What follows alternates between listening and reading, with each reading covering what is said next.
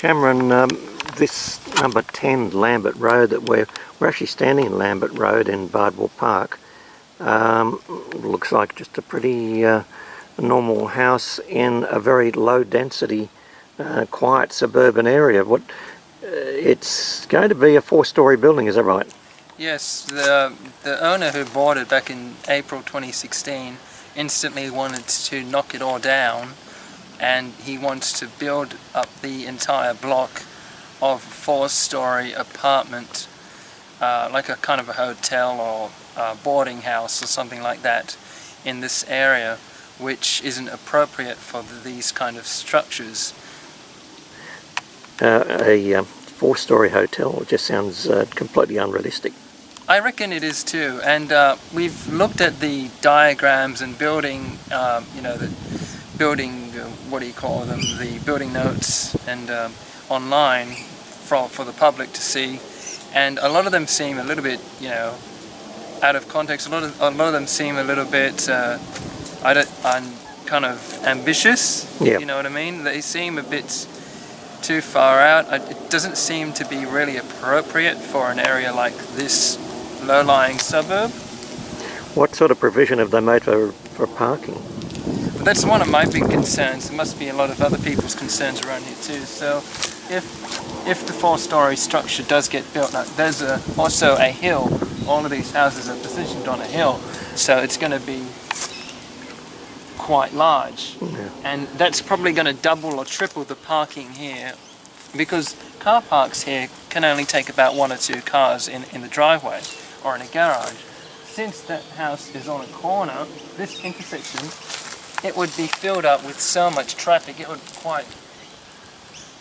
be very difficult to put all of these cars everywhere if the building goes ahead, and then we also have to worry about the construction trucks and all the vans and everything just taking up the entire block, and the residential parking would be chaos.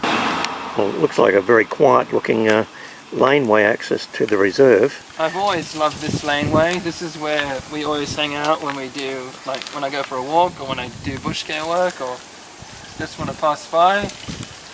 One of the biggest issues we've got, as I mentioned previously, is when people bring trucks into the reserve for development issues up here. We've had past experiences where property owners have damaged this bollard and taken it out without the council's permission and have access to the reserve, but that's not allowed from council standards. So what we've done is we've had to padlock this bollard to stop people from having an opportunity of coming up and down, bringing construction work trucks in. So far that's kind of stopped them for now. Yeah, but they're pretty determined, are they? They're very determined. It's a bit ridiculous, and it takes a lot longer for them to come up and down with the truck here, rather than coming up and down over there.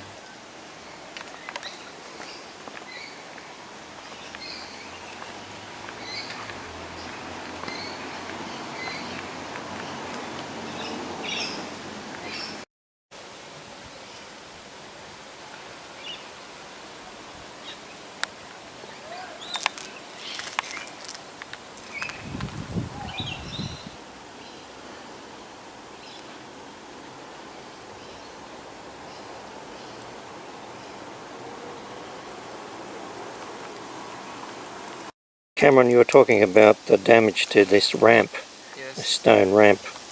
Can you outline what the problem is? So from the past developments that we've had throughout the years, with constant trucks driving up and down millions of times every day, it's broken the concrete pathway into the reserve. This pathway is not meant for truck access. It's meant for people to walk up and down, and council's lawnmower or something like that, or just maintenance trucks from the council to come by and do some weeding or watering. And as you can see, it's obtained a lot of damage. Even there's cracks everywhere. I'm holding loose panels. It never once used to look this bad.